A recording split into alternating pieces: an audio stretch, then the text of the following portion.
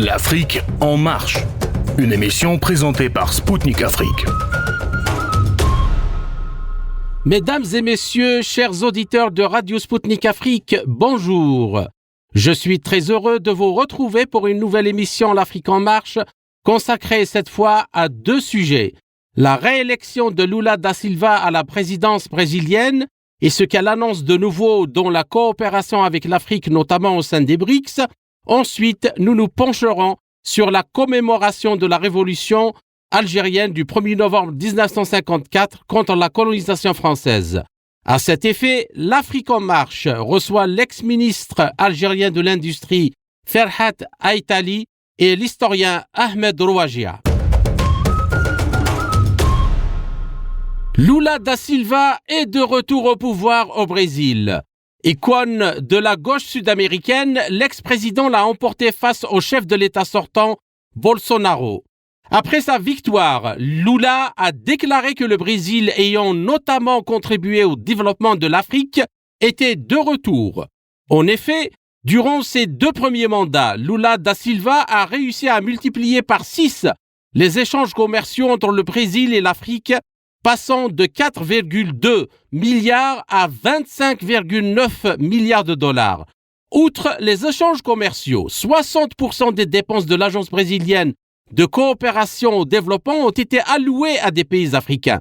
Lula est également un des fondateurs des BRICS en 2009, ayant soutenu avec enthousiasme en 2010 l'adhésion de l'Afrique du Sud à ce groupe devenu les BRICS. Il est constitué actuellement du Brésil, de la Russie, de l'Inde, la Chine et l'Afrique du Sud.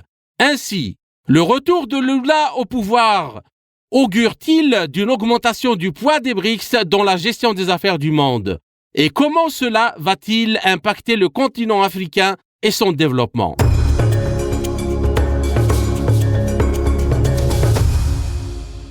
Pour répondre à ces questions, l'Afrique en marche reçoit Ferhat Aïtali, ex-ministre algérien de l'Industrie, dans le premier gouvernement nommé par le président Abdelmadjid Tebboune en 2020. Bonjour, monsieur le ministre. Ravi de vous avoir dans cet entretien. Merci pour le temps que vous nous accordez. Bonjour, je vous remercie pour l'invitation. Tout aussi enchanté de partager avec vous ces quelques moments d'échange que j'espère fructueux pour nos deux parties et pour les auditeurs.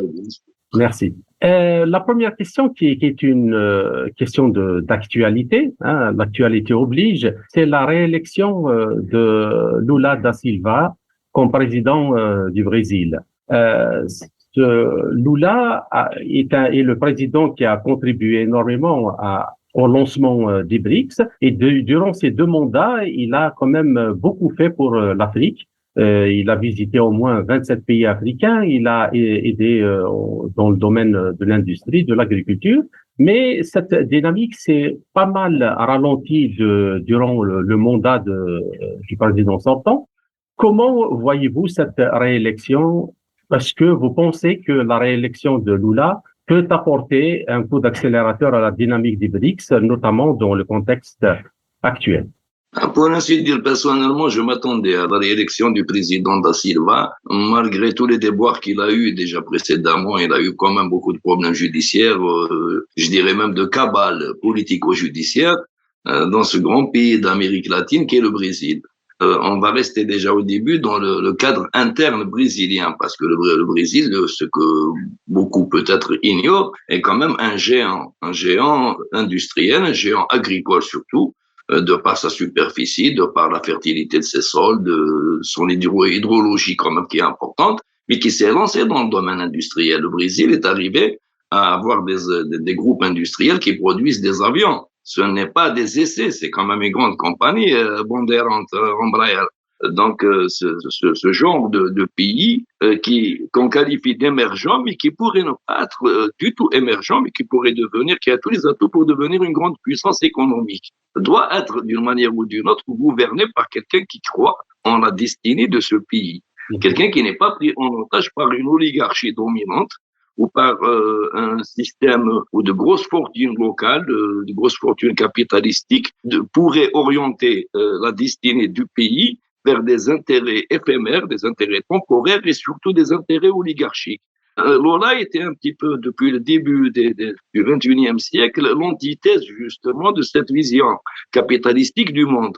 Il voulait un grand Brésil, il le veut toujours, d'ailleurs même le peuple brésilien croit en sa volonté, en ses ambitions.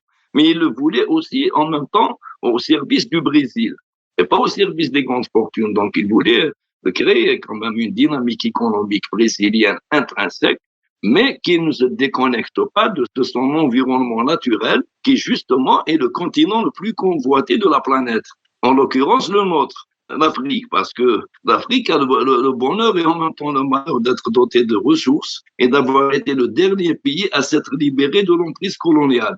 Donc, c'est le dernier continent sur Terre à avoir pu accéder à l'indépendance d'une manière ou d'une autre. Et beaucoup des pays africains nouvellement indépendants étaient déjà initialement déstructurés au plan tribal, au plan ethnique, ou même, je dirais, au plan politique. Et le colonialisme fait perdurer justement cette déstructuration et le néocolonialisme a voulu la pérenniser. Lula da Silva, en sillonnant pratiquement tous les pays d'Afrique, ne l'a pas fait seulement en bon samaritain, mais tout simplement parce qu'il croit qu'un pays émergent comme le Brésil a beaucoup à apporter à l'Afrique, parce qu'à un moment donné, on était équivalent en matière de développement, mais qu'il a aussi beaucoup à attendre de l'Afrique. Moi, personnellement, en tant qu'Africain, j'estime que c'est avec ce genre de puissance émergente, entre autres, il y a aussi le reste des BRICS, qu'on devrait justement créer un groupe d'intérêts économiques communs, et nous avons une destinée commune. Quand on parle de destinée commune, ce n'est pas idéologique, ce n'est pas ethnique. Je dirais ça transcende ce qui est traditionnellement admis comme des points communs.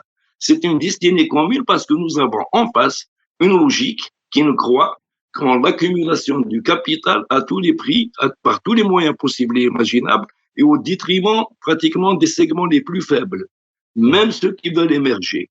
Donc, à partir du moment où nous sommes sûrs maintenant que nous avons en face de nous un bloc qui fera en sorte qu'on n'émergera jamais, et il est utile justement de s'allier au niveau africain avec les blocs qui pensent que notre émergence éventuelle ne sera pas une menace pour la leur, mais qu'elle sera complémentaire avec la leur.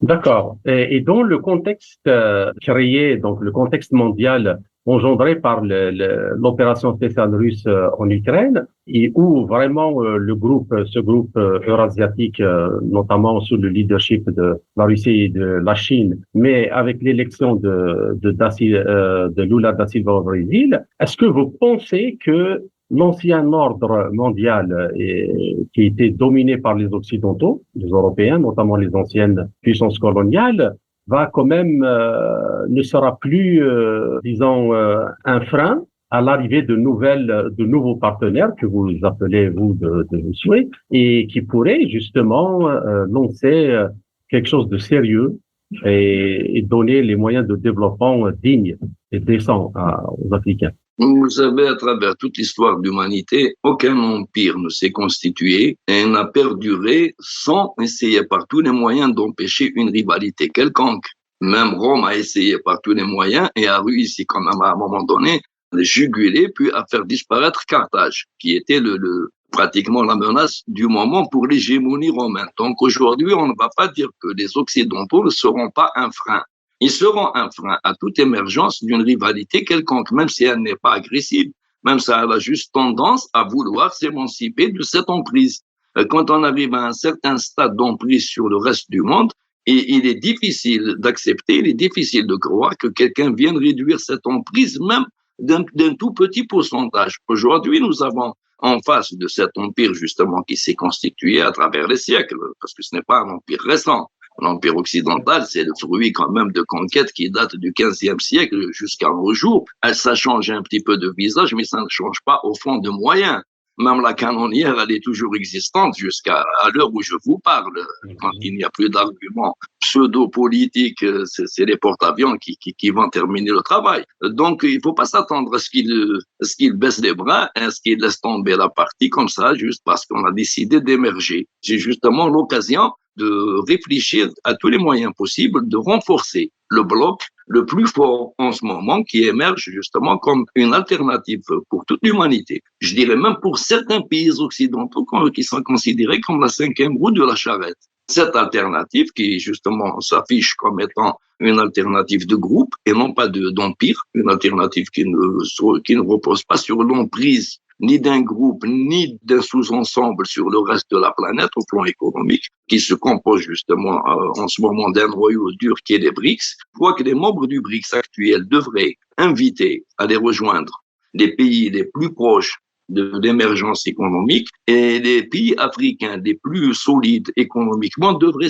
justement essayer de rejoindre ce groupe le plus tôt possible pour essayer déjà politiquement d'annoncer la couleur, si je peux dire ainsi, à l'Occident en disant que game is over, cette logique capitalistique qui permet à 10% de l'humanité de consommer 80% de ses richesses ne tient plus la route.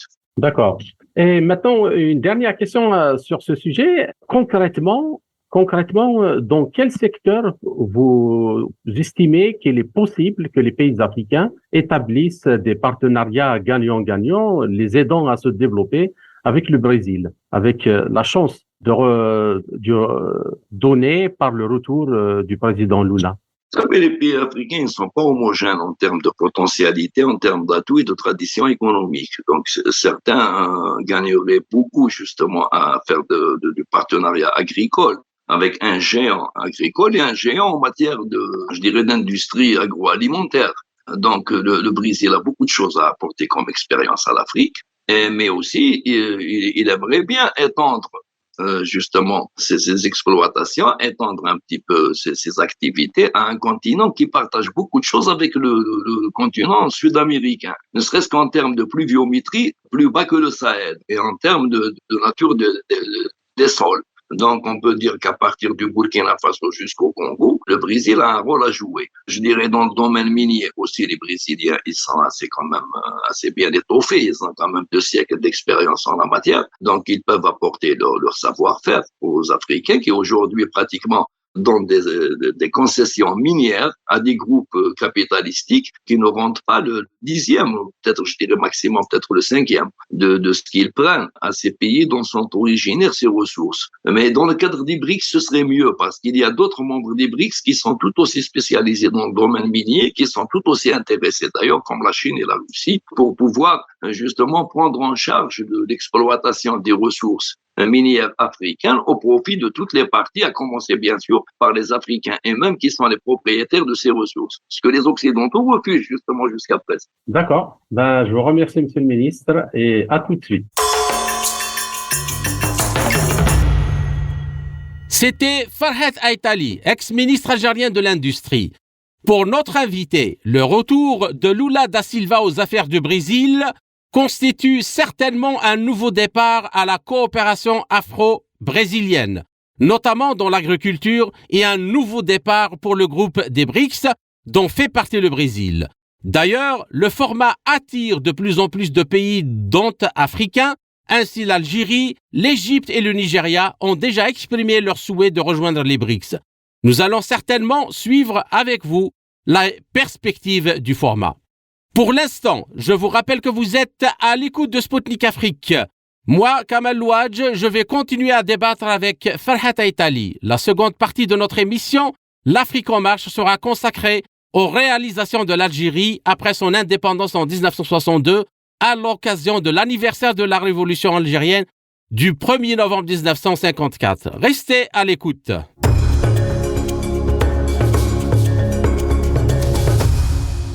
Vous écoutez Sputnik Afrique. Bienvenue à ceux qui viennent de nous rejoindre. Avec mon invité, l'ex-ministre algérien de l'Industrie, Farhat Aïtali, nous évoquerons la marche de l'Algérie ainsi que celle des pays africains vers l'industrialisation et l'indépendance économique, ses réalisations et ses insuffisances. Pour cette seconde partie de notre entretien, Monsieur Farhat Aïtali, on est donc à un jour de la commémoration du 1er novembre 1954. C'est le jour du déclenchement de la révolution algérienne qui a mené à l'indépendance en 1962. Est-ce que vous pensez Une question, donc, au-delà du débat en général qui s'est répété 1000 fois sur les questions mémorielles, bien que c'est très important, en particulier sur les problèmes qui sont posés d'un point de vue pratique, comme les essais nucléaires ou la restitution des archives et ainsi de suite. Mais moi, j'aimerais bien vous poser la première question. Est-ce que vous pensez que l'Algérie est au-delà de l'Algérie, en regardant tous les pays africains, après 70 ans presque d'indépendance, est-ce qu'ils sont vraiment indépendants ou ils sont toujours pris dans les griffes du néocolonialisme, qui est une mutation du colonialisme et qui les a gardés dans une espèce d'atmosphère colonisée, parce qu'en réalité, ils n'ont pas accédé à la modernité, ils n'ont pas accédé à des pays, au développement nécessaire pour une vie digne de leur population. Vous savez, en ce qui concerne le gros des pays africains, l'Algérie incluse, bien sûr, certaines parties dans ces pays vivent le colonialisme comme une sorte de divorce, pas comme une sorte de libération d'un intrus. Donc, quand on vit une situation de divorce, on a toujours des fois tendance à avoir une certaine affection ou affectivité pour l'ex-conjoint. Donc, il est question de questions mémorielles, il est question de discuter de qui a tort et qui a raison. Sur certains points de détail précis, vous veniez de citer tout à l'heure l'histoire des essais nucléaires et chimiques en Algérie qui ont été faits durant la période coloniale par le colonisateur, et même qui ont été faits après justement de la libération du pays, suite à un accord portant justement sur l'autorisation temporaire de ces essais. Je ne crois pas qu'il y a moyen de négocier justement ce genre de problème en étant en position de faiblesse ou de donner des concessions en contrepartie d'autres pseudo-concessions sur ces problèmes qui, normalement, juridiquement, ne relèvent que d'une seule partie. Donc, la partie qui a fait les essais nucléaires sur les terres d'autrui. Maintenant, si on entre dans les questions mémorielles, dans les arguties juridiques, sur qui a autorisé quoi, sur quelle est la couverture légale de ce qui a été fait, on n'en sortira jamais. Et à chaque fois qu'on pose ce genre de postulat, en face, on nous pose des conditions économiques, justement, de pérennisation de l'indépendance, de la dépendance économique, moyennant quelques concessions sur les questions de mémoire. Moi, je l'ai dit, je le redis, je suis clair. Je n'ai aucune mémoire commune à discuter avec l'intrus d'hier. Chacun sa mémoire. Ils ont leur mémoire et c'est leur droit de l'avoir. Et je pense que dans leur mémoire, ce n'était pas une agression que d'être venu chez eux. C'était une victoire. Une conquête et peut-être même une œuvre civilisatrice. Ça, c'est leur mémoire. Moi, dans ma mémoire, c'est une agression d'une entité étrangère contre mes ancêtres. Donc, à partir du premier jour où ils ont débarqué chez moi, et tout ce qui a été fait de leur part est criminel. Et tout ce qui a été fait de ma part est de la légitime défense. Rien ne se discute après. Je ne suis pas prêt à discuter les détails de qui a tué qui a fait quoi, qui a attaqué le premier, qui a attaqué le dernier. Pour moi, il y a eu une agression. Elle a commencé le 14 juin 1830 sur les places de Sidi Proche. Elle s'est terminée le 5 juillet 1962. Et toute cette agression-là, elle ne mérite pratiquement aucune discussion de détails. Aujourd'hui, on se retrouve avec des gens qui vous disent j'ai lu le rapport Stora. Il est entré même dans les petits détails de l'insurrection de Philippeville, de Skikda en 1955, pour savoir qui a attaqué le premier, qui a attaqué telle famille, qui a sauvé telle famille. Mais, cher ami, ça ne s'est pas passé à Marseille ou à Dunkerque, ça s'est passé à Skikda. Donc, qui a attaqué qui a été le premier ou le dernier? Je crois que le premier, c'était en 1830. Et tout le reste, il coule de source. Donc, nous ne pouvons pas entrer dans ce piège mémoriel que nous allons discutailler pendant des décennies et rester une jachère industrielle, une jachère économique qui essaie de négocier des partenariats boiteux avec une partie que nous savons pertinemment inapte et incapable de nous proposer un autre modèle que celui de la domination perpétuelle, pour nous et les autres Africains d'ailleurs. Maintenant, il s'agit de l'accepter ou de le refuser. Moi, personnellement, je l'ai refusé. D'accord. Donc, en tant que ministre de l'Industrie, moi, j'ai vu l'interview que vous avez, qui est extrêmement intéressante et extrêmement profonde, parce que vous posez la main sur le problème qui a bloqué le développement de l'Algérie, bien qu'elle a eu quand même un certain élan durant le pouvoir de Boumedienne, où il y a eu une volonté d'industrialiser l'Algérie, où il y avait une dynamique d'industrialiser l'Algérie, mais c'est un élan qui a été cassé. On l'a fait sauter en plein vol. Donc, Vous, en tant que ministre de l'Industrie, en tant qu'ex-ministre de l'Industrie, pouvez-vous vous nous expliquer quels sont les mécanismes, comment ce néocolonialisme continue à piller les pays du Sud, donc à titre d'exemple l'Algérie, par ces partenariats qui en réalité servent uniquement le côté de l'exportation. Je ne peux même pas parler de néocolonialisme parce qu'il n'y a pas de néocolonialisme. Il y a un colonialisme qui se perpétue par différents moyens. L'actuelle visée coloniale, elle utilise exactement ce que l'ancienne variante coloniale utilisait, des supplétifs. Des gens qui, consciemment ou inconsciemment, considèrent que des partenariats avec ces parties-là coloniales, et quand je dis colonial, ça ne veut pas dire celui qui nous a colonisés uniquement. Parce que tous les gens qui ont une logique coloniale, maintenant on me parle des Anglais, si les Anglais ont colonisé l'Égypte ou l'Ouganda ou les Zimbabwe et non pas l'Algérie, ce n'est pas pour autant qu'ils ont des visées plus gentilles envers l'Algérie, vice-versa, bien sûr, les Français avec les Ougandais. La vision coloniale du monde, la vision exploitatrice du monde, elle se manifeste, elle s'affiche dans les agissements, dans les actes, dans la diplomatie agressive de ces pays, et qui se valent tous, moi, à mes yeux. Et je ne pense pas qu'il y en ait un seul, justement, qui pourrait essayer de transformer ces pratiquement, je dirais, victimes et supplétifs en partie de la population en futurs alliés et rivaux économiques ou commerciaux. Donc, c'est idiot. Maintenant, si on parle de transfert de technologie, je ne connais pas beaucoup de gens sur cette planète, y compris moi d'ailleurs, qui accepteraient de faire passer une technologie, un savoir-faire ou un brevet entre les mains de quelqu'un, justement, auquel on vend tout le temps des gadgets, justement, grâce à ces brevets. Donc, personne ne va vous apprendre à pêcher s'il continue à vous vendre du poisson. Autant faire comme les Chinois. Les Chinois, ils ont fait du reverse engineering. Moi, je n'ai jamais entendu parler des Chinois de transfert de technologie. Ils n'ont jamais négocié avec aucune société qui est allée chez eux quand ils ont justement lancé leur émergence économique, un éventuel transfert volontaire de technologie. Il y a des brevets qui s'achètent, il y a des brevets qui se volent, il y a des procédés qui se copient, il faut avoir les bons ingénieurs. Justement, durant les années 70, le défunt Boumediene, qu'est-ce qu'il a fait? Il a essayé par tous les moyens de former à partir des enfants de paysans cette élite d'ingénieurs justement qui pourraient commencer par comprendre certains process industriels, lui qui était très performant et qui passerait justement dans une seconde phase à la copie de ces process industriels, à la production de ces process chez elle. Il n'a jamais été question de ramener un partenaire pseudo-économique et en plus sur nos propres fonds et en espérant que ce monsieur-là va bien avoir la gentillesse de nous laisser tout son savoir-faire en partant, s'il part un jour de toute façon. Et il partira parce que il partira quand il n'y aura plus rien à gratter. D'ailleurs, ils sont en train de relocaliser maintenant là où ils avaient fait des délocalisations.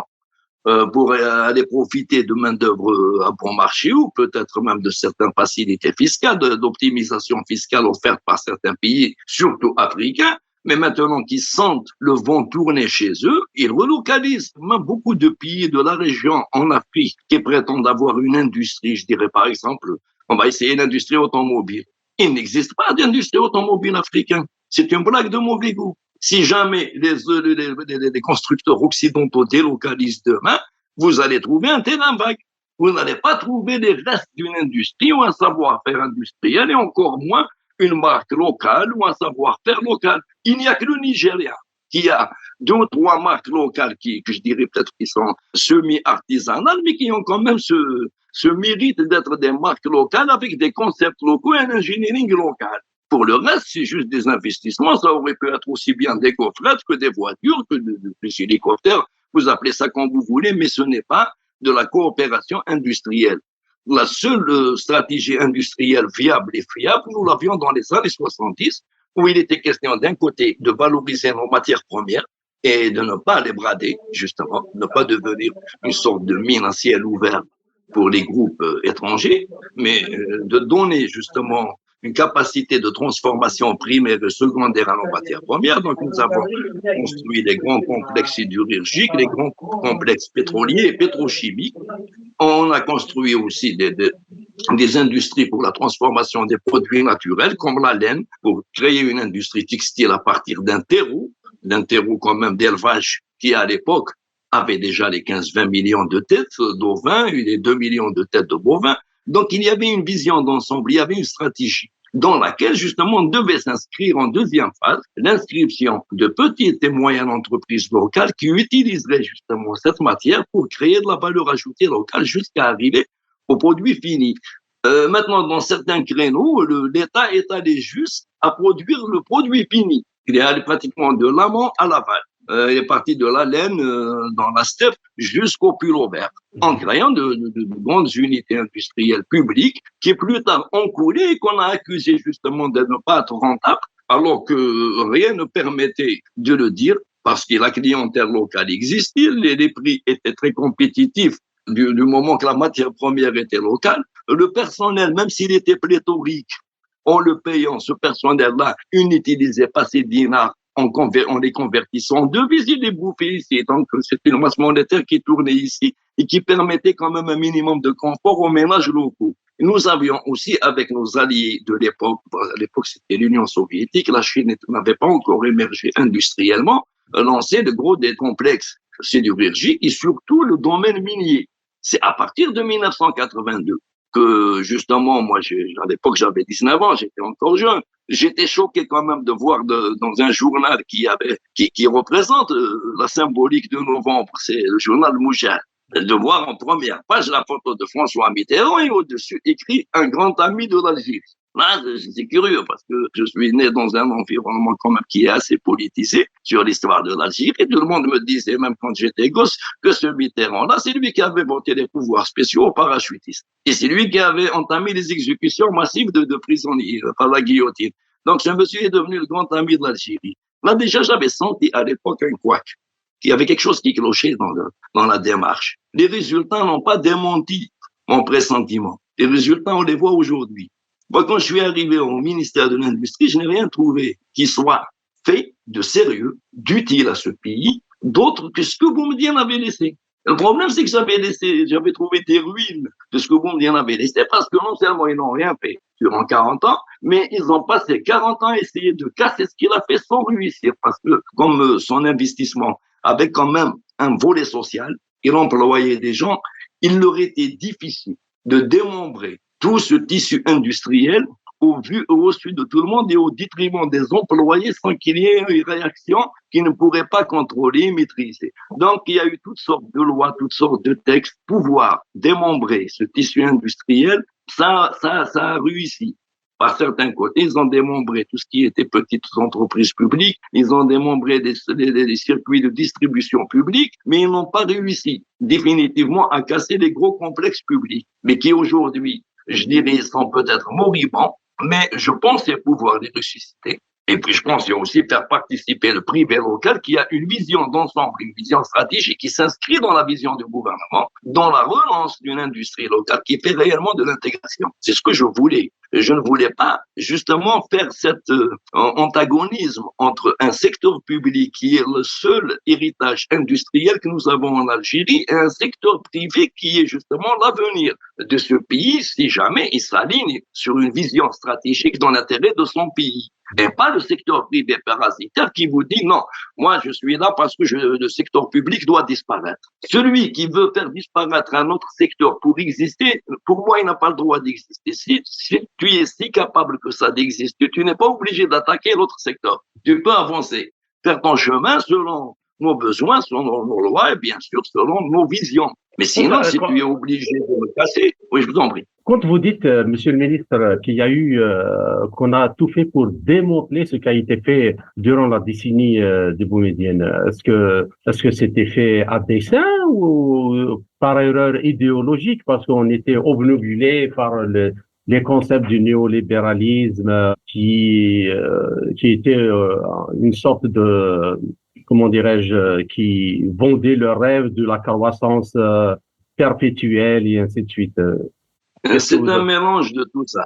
C'est un mélange de tout ça. Certains étaient pratiquement intoxiqués justement par cette fameuse doctrine de la croissance perpétuelle. Enfin, la plupart ne savent même pas ce qu'est la croissance dans ses fondements. Parce que moi, je l'avais dit que la croissance, telle qu'elle est présentée aujourd'hui, c'est une gigantesque supercherie. En réalité, ce n'est pas une addition, c'est une soustraction de ressources.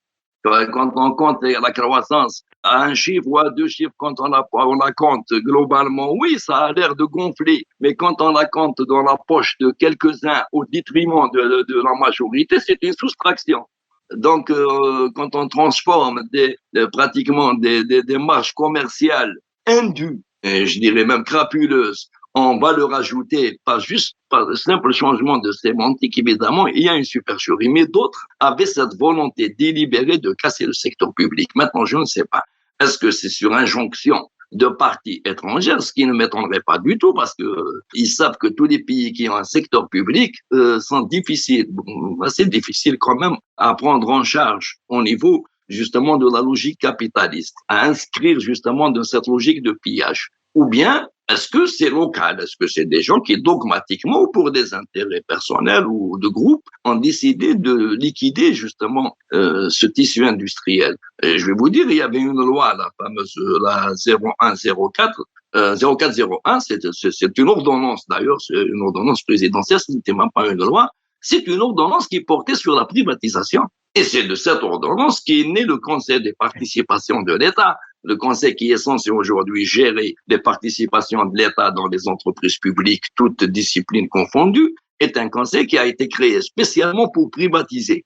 Il y a eu des privatisations qui relèvent pratiquement du banditisme, il y a des pseudo-privatisations où on a cédé un complexe gigantesque pour un bout de pain, pour le racheter plus tard à 20 fois la valeur de cession. Et en plus, dans une situation calamiteuse, le fameux partenaire à qui on avait cédé avec l'espoir d'en faire un géant sidérurgique, on a fait une ferraille. Et il nous l'a revendu, alors qu'on lui a vendu un complexe qui tournait au prix de la ferraille, il nous a revendu une ferraille au prix du complexe. Comment ils ont réussi justement cet exploit? Maintenant, c'est aux auteurs de cet exploit de se justifier. Moi, quand je suis arrivé, j'ai trouvé que pratiquement le fameux complexe auquel je tiens jusqu'à aujourd'hui, c'est un complexe qui a été conçu à son époque de manière modulaire pour pouvoir produire 2 millions de tonnes de fonte brute et passer justement par phase à 10 millions à l'horizon de 2000.